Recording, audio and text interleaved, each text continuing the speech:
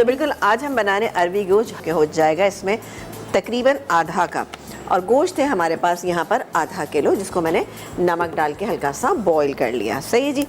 अब इसमें क्या कुछ जाएगा ये आपको हम बताएंगे। अच्छा यहाँ पर मैं काम करती हूँ कि थोड़ा सा दही जो है यहाँ पे इसको फेंट लेती हूँ। ये गोश्त है। अच्छा गोश्त कोई सा भी आप ले सकते हैं, हड्डी वाला लेना चाहें हड्डी वाला, बग़ैर हड्डी वाला लेना चाहें तो बग़ैर हड्डी वाला ले सकते हैं। ये बस मिला जुला गोश्त है। लेकिन मैं आपको एक बात बताऊँ, जब भी आप ग्रेवी वाला सालन बनाते हैं ना तो उसके लिए बेहतर होगा या शोरबे वाला। जी शोरबे वाला जो सालन होता है, चाहे वो अरवी गोश्त हो, भिंडी गोश्त हो, आलू गोश्त हो, टिंडे गोश्त हो, लौकी गोश्त हो, वो फिर क्या होता है कि थोड़ा सा उसमें अगर हड्डी वाला होता है ना तो शोरबे में टेस्ट आ जाता है बिल्कुल ना। यहाँ पर मैंने ये बॉईल कर लिया, बॉईल करके रखा हुआ है। मैं बताऊंगी कि अगर कच्चा भी हो तो आप कैसे इस्तेमाल कर सकते हैं। ये गर्म हो गया है ऑयल हमारा फौजी सुप्रीम कुकिंग ऑयल। इसमें डालेंगे हम प्याज, एक बड़े साइज़ की प्याज थी कच्ची पिसी हुई, ठीक है जी, ये मैंने इसमें डाल दी। इसके बाद हम इसमें डालेंगे अदरक और लहसुन का पेस्ट, ये जाएगा इसमें तकरीबन 1 टेबल स्पून। अच्छा अब दीजिएगा बिल। अच्छा साथ ही डालेंगे दही। अच्छा इसको हम टमाटर से नहीं बनाते, वैसे मैं अपने घर में कोई भी शोरबे वाला सालन टमाटर के साथ नहीं बनाती हूँ, हमेशा उसको दही से बनाती हूँ, उसका टेस्ट ज़्यादा अच्छा होता है। ठीक है जी। दही को हम फेंट के रख लेते हैं। दही है तकरीबन यहाँ पे आधा कप इतना, ठीक है। अच्छा यहाँ पर मैं डालूँगी बाकी के मसाले जैसे कि नमक। अब मसाले के साथ तो हमें डालना होगा ना अरवी के लिहाज से भी, तो ये 1 टीस्पून पिसा हुआ धनिया जाएगा इसमें 1 टेबल स्पून, ठीक है। ये चला गया, मैंने 2 टीस्पून इसीलिए डालें। पिसी हुई लाल मिर्च, ये आपके ऊपर डिपेंड करता है कितनी डालते हैं। मैं यहाँ पे 1.5 टीस्पून डाल रही हूँ। हल्दी जाएगी इसके अंदर तकरीबन ये से 1/4 टीस्पून। ये तमाम चीज़ें चली गई। अब इसको हम मसाले को थोड़ा सा भून लेंगे, ठीक है। इतनी ही रेसिपीज चिकन की बनती हैं, बेशुमार रेसिपीज हैं, एक से बढ़कर एक रेसिपीज हैं, लेकिन कोई भी रेसिपी सब्जी के साथ चिकन की क्यों नहीं बनती? जैसे आलू गोश्त, टिंडे गोश्त, भिंडी गोश्त नहीं बनते। अब लोग जिन लोगों को थोड़ी सी प्रॉब्लम है कि वो मटन या बीफ नहीं खाते, रेड मीट नहीं खा सकते, तो उन घरों में बनाया जाता है। लेकिन वही बात है कि उससे टेस्ट इतना अच्छा आता नहीं है। लेकिन अगर उसकी है ना जितना बीफ और मटन का होता है इतना बिल्कुल बिल्कुल बिल्कुल उसका टेस्ट ज़रा ज़्यादा अच्छा होता है। और लेकिन बहरहाल अगर आपको कोई प्रॉब्लम है तो बिल्कुल भी मत इस्तेमाल कीजिएगा। ये हो रहा है, ये मैं दही को मैं ज़रा अच्छे से फेंट रही हूँ और अब मैं इस स्टेज पे डाल देती हूँ यहाँ पर ये गोश्त। और ये मेरे पास फुल डन है, ठीक है ना। फुल डन है तो इसीलिए मैं काम ये करूँगी कि फुल डन को मैं जल्दी से कुक करूँगी, ठीक है। ये दही डालना शुरू करते हैं हम इसमें। ये गया दही। अच्छा हमें ब्रेक भी लेना है। आप ब्रेक लीजिए, मैं इसको भूनती हूँ, ठीक है। डन, सही है। बस मैं इसको भूनती हूँ। हो गया चाहे बीफ हो। आपने सारे मसाले डाल के इसको भूना और इसको गला भी लिया, ये गल गया। अब हम क्या करेंगे, डालेंगे अरवी।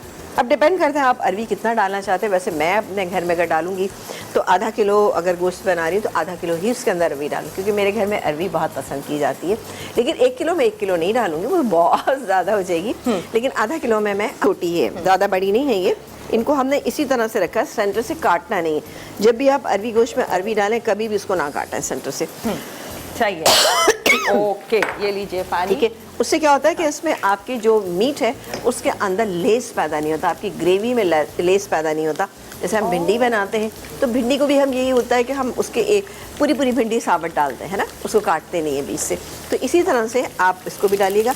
अच्छा इसको फ्राई आपने अच्छा करना है, लेकिन कोशिश करें ना कि ऐसी मिल जाए। हाँ, ना मिले तो फिर काट लें, मजबूरी में क्या करें, या ना मिले तो ना पकाएं। क्योंकि मैं बता रही हूँ, मुझे लगता है कि जब आप अरवी की सब्ज़ी बनाते हैं उसमें कितना लेस हो जाता है एकदम से ना। आप चाहे कितनी भी भुनी हुई बनाते हैं या कितनी भी उसको पानी के बगैर बनाते हैं, लाजमी उसमें थोड़ा बहुत हो जाता है। तो गोश्त में नहीं चाहिए हमें, तो इसलिए आप बिल्कुल ये देखें इतनी वाली तो मिलती हैं, आराम से मिल जाती है। सेंटर से बिल्कुल उसको दो ना कीजिएगा। मैं तो कभी दो नहीं करती हूँ, ना भिंडी को ना अरवी को कभी दो नहीं करती।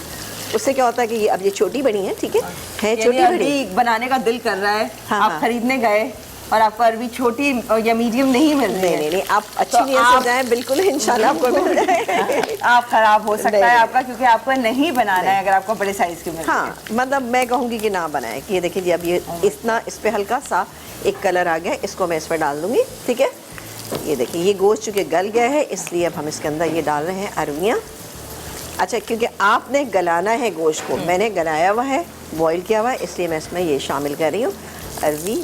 और अरवी गोश्त में हमेशा थोड़ा सा ऑयल की मकदार को ज़्यादा रखें, क्योंकि अरवी में भी एक खुसूसियत है कि वो जल्दी जो है वो सालन की शक्ल ख़राब कर देती है, ठीक है ना। तो थोड़ा सा ज़्यादा, ये देखा आप कितना प्यारा सा इसका कलर आ गया, बेहतरीन सा। अब आपने क्या करना है, अब हमने इसमें क्या करना है, हमने डालना है 1 से 2 हरी मिर्चें, ठीक है ना। आपको ज़्यादा पसंद है आप ज़्यादा भी डाल सकते हैं। आप ऐसा भुनावा बनाएंगे इसको शोरबे नहीं, वाला? इसको शोरबे वाला बनाऊंगी। अभी शोरबा डालते हैं हम इसमें।